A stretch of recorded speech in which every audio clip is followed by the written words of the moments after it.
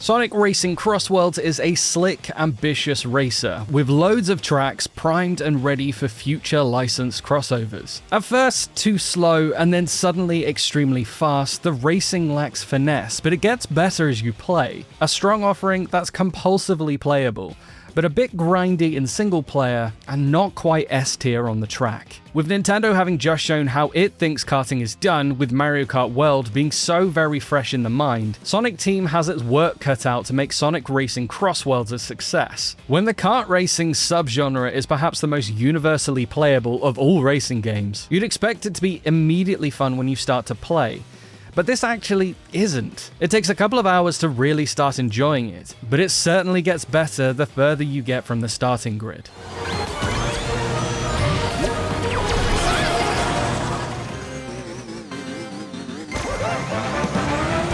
Whether it's Disney Speedstorm or indeed Garfield Kart, most karters have you picking a favorite character from all the represented series to tear it up on the tracks using offensive and defensive items, all while enjoying series references and cameos. In Sonic Racing CrossWorlds, however, the relationship is a little strange. Outside of the blue blur, representation of other Sega series is limited, not even knights wearing a flag. This isn't yet a Sega All-Stars game in the slightest. So those expecting the thrills of the all-timer Sonic and All-Stars Racing Transformed that had racers drifting around exploding skies of Arcadia levels and rocketing down Jet Set radio stages may begin disappointed. Instead of tracks themed on Panzer Dragoon or Knights into Dreams, you only get modern Sonic-themed tracks.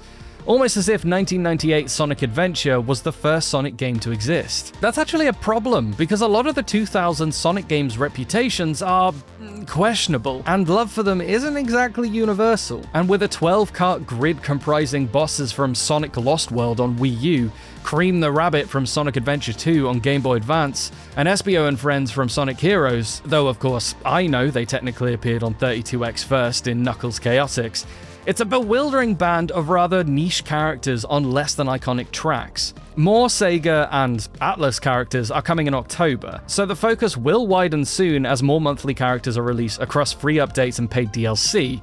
But right now, you might balk at the choice of content. These misfits do at least talk to each other properly, which makes a big difference to how the game feels. There's a big emphasis on rivalry, so before races, the characters talk to each other with commendable scripting that references previous run-ins. They also shout out little sound bites as they race, like Sonic mentioning how great the chocolate sundaes are in Appetize from Sonic Unleashed. While some voice clips are overused, how many times must we hear Espio talk about being a leaf on the wind?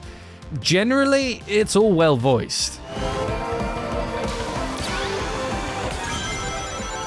On the track, the driving's decent, but not amazing. Basic control of your car is simple enough, if a bit slow to begin with, and features a drift button that you hold down to charge 3 levels of boost. However, you can't take every corner flat out, which is annoying at first as you clatter along the guardrail on the outside of turns, dropping rings in your wake. Knowledge of the racing line will actually help you here, which is rare for a kart racer, and nailing a sequence of corners feels genuinely great. There is a start line rev counter minigame where you aim for the green segment to get a boost stat, just like in Disney Speedstorm. Rings work like Mario Kart's coins too, only you can collect 100 or sometimes more to increase your top speed. Collecting them doesn't otherwise count towards anything, which is odd. Instead, you collect Domper tickets, which are awarded for ticking off various criteria like beating a rival, collecting the most items, or finding all 5 red star tokens in a single race. The shop lets you buy kart decals and upgrades, and there's a friendship feature where you can gift tokens to a character to unlock various levels of prizes like decals and player titles for displaying online. But as with Sonic and All-Stars Racing Transformed, there are sections on each track that let you take to the sky or drive a boat. Some of these sections are optional, or can be extended past the first vehicle change gate, which is nice. The flight controls are excellent and easy to get to grips with, but the boats are cumbersome when turning tight corners. You can charge up a Hydro Thunder-esque jump out of the water too, which is necessary for collecting all the red star tokens and for hitting shortcuts. The water effects are great, especially when rushing down the rapids towards a dinosaur-filled jungle, complete with a view over the tree canopy at the start. The game certainly knows how to make a spectacle. There's also a perk system of gadgets that expands as you complete races, where you can add special traits like a 4th level of drift boost, increase the chances of attack power-ups, or start the race with a monster truck, which is the equivalent of Mario Kart's invincibility star. It's fun to manage the available slots on your ever-expanding gadget plate, and you can save several different loadouts for quick access, which works well.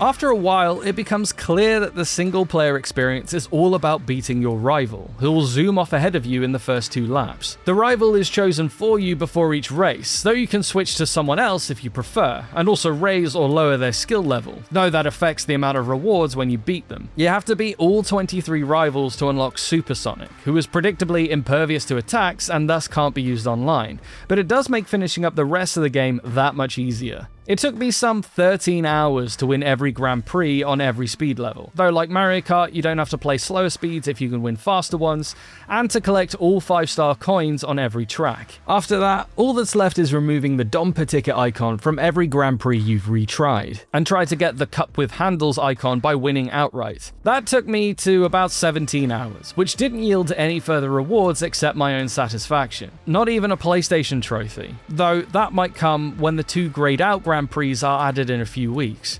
It must be said, the experience does start to get samey as you replay Grand Prix to do all of this.